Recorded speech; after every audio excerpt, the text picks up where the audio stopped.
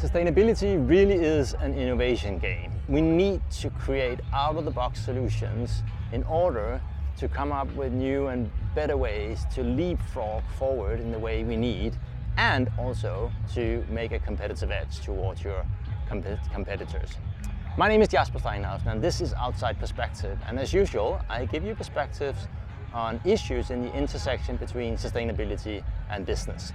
And today, I'm recording this from the Roskilde festival in Denmark. This is one of the largest music festivals in Europe.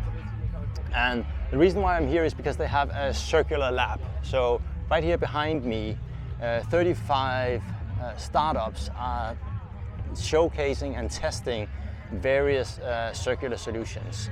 And the reason why I wanted to give you this message, apart from me coming here as a guest from tomorrow when the main program starts, is that I think it's so essential and such a good example of what you need to do when you work with sustainability. Because when you build something new or create a new version of what you're doing, you don't really know what you don't know.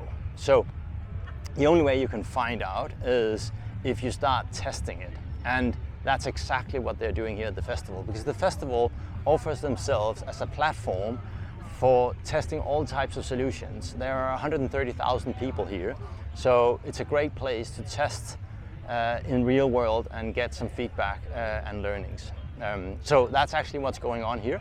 And some is just here, some is outside on the camp. But just a few words on innovation and why sustainability is about innovation. Because we need to make radically change to most of the ways we do our stuff. Whether that's products or the way we build cities or whatever, we need to rethink and do them. So it really is an innovation exercise. So basically, when you think sustainability, think innovation.